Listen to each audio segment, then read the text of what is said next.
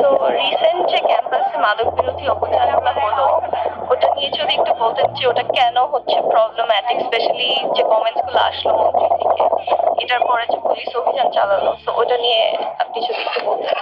আচ্ছা, প্রথম কথা হচ্ছে আমরা মোটামুটি সবসময় এটা দেখেছি যে ওয়ার ওয়ান ড্রাগস এটার নাম করে কিন্তু মোটামুটি প্রত্যেকটা রেজিমে কিংবা বিভিন্ন দেশে যে কাজগুলো করা হয় সেটা কিন্তু আসলে ড্রাগের এগেনস্টে ওয়ারটা না।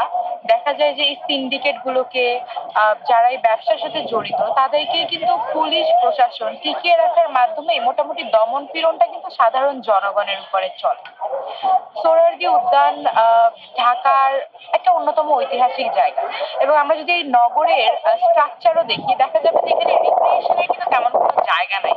তো পরিবারের ছুটির দিনে বিশেষ করে পরিবার পরিজন নিয়েই কিন্তু মানুষজন এখানে আসে, কিংবা বন্ধু বান্ধব এখানে আড্ডা দিতেও আসে।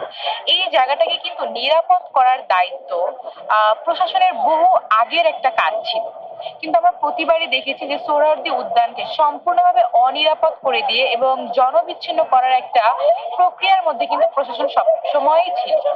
শাহবাগ থানা কিন্তু সোহরাওয়ার্দী উদ্যানের একদম পেছনের দিকে, খুব দূরবর্তী কোনো কিছু না।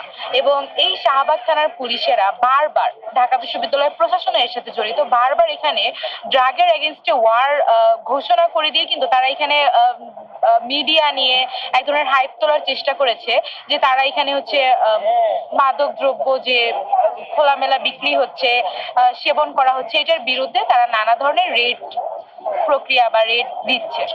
কিন্তু দেখা গেল যে এই যে যারা মাদক সেবন করছে, যাদেরকে গাঁজা সহ ধরা যাচ্ছে, তারাই ব্যাপকভাবে একটা মিডিয়া ট্রায়ালের ফেস হচ্ছে। কিন্তু এখানে এই সোহরাওয়ার্দী উদ্যানে আসলে তো গাঁজা চাষ হয় না, তাহলে কোথায় হয় এবং কোথা থেকে এই গাঁজাগুলো বা মাদক দ্রব্য যেটাই ধরা হচ্ছে সেটা কোথা থেকে আসতেছে? আমরা কিন্তু কখনোই শাহবাগ থানাকে দেখিনি যে এই সিন্ডিকেটকে তারা ধরতে পেরেছে বা মাদক ব্যবসায়ীদেরকে তারা ধরতে পেরেছে এবং ধরে পরবর্তীতে কোনো প্রেস ব্রিফিং তারা করেছে।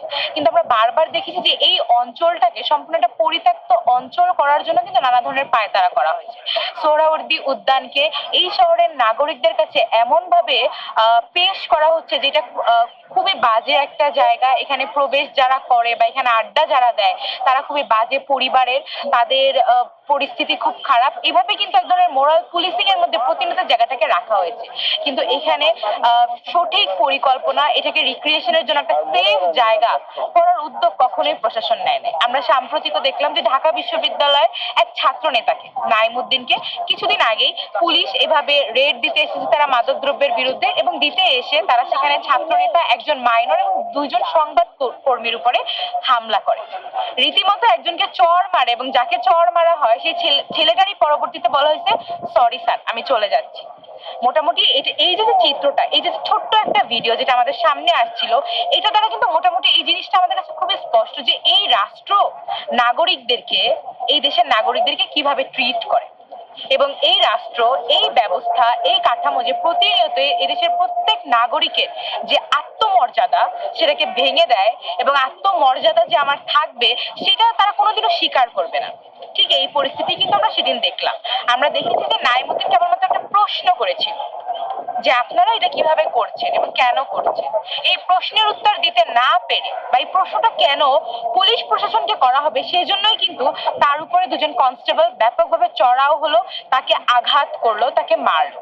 এই যে ওয়ার ওয়ান ড্রাগস, এটা কিন্তু খুবই পরিচিত একটা টার্ম। আমরা জানি যে আমেরিকায়ও ইমিগ্রেন্টসদের উপরে ব্যাপক নিপীড়ন নির্যাতন করা হচ্ছে কিন্তু এই ওয়ার ওয়ান ড্রাগস এর নাম করে।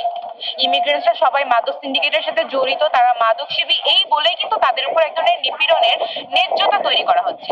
আমরা দেখছি বর্তমানের সরকার এবং আমাদের যে পুলিশ প্রশাসন, তারাও কিন্তু যখনই কোনোভাবে কাউকে দমন পীড়ন করতে হয় জাতিগত দিক থেকে, কিংবা এখানে যে ছাত্ররা আসে কিংবা এখানে যারাই আসে তাদের উপরে তাদের কাছে একটা ট্যাগ দিয়ে দেয়, এরা হচ্ছে মাদক সেবী বা এরা হচ্ছে বিচ্ছিন্নতাবাদী, যেটা আমরা পাহাড়ে ব্যাপকভাবে দেখি। তো এই যে মাদক সেবী বলে আপনি যাকে তাকে মারতে পারেন এবং যাকে তাকে পাকড়াও করতে পারেন, এটা কিন্তু খুবই প্রচলিত একটা ব্যবস্থা। এবং আমি একটা জিনিস জাস্ট বলে শেষ করতে চাই যে কাউকে যদি মাদকের সাথে ধরাও পড়ে থাকে, পুলিশ প্রশাসনের কিন্তু এই এখতিয়ার নেই যে তার গায়ে হাত তুলবে। এটা কিন্তু একটা অপরাধ, একটা আইনি ব্যবস্থা আছে, একটা প্রক্রিয়া আছে যে তাকে আসলে থানায় নিয়ে গিয়ে কি করা যেতে পারে। কিন্তু তার উপর এভাবে চড়া হওয়া, দমন পীড়ন করা, এটা সম্পূর্ণ একটা অপরাধ। এবং আমরা প্রতিনিয়ত দেখছি যে আমাদের পুলিশ প্রশাসন, আমাদের সরকারে যারা আছে, তারা কিন্তু নানাভাবে এটাকে জাস্টিফাই করে, এটাকে উস্কে দেয়।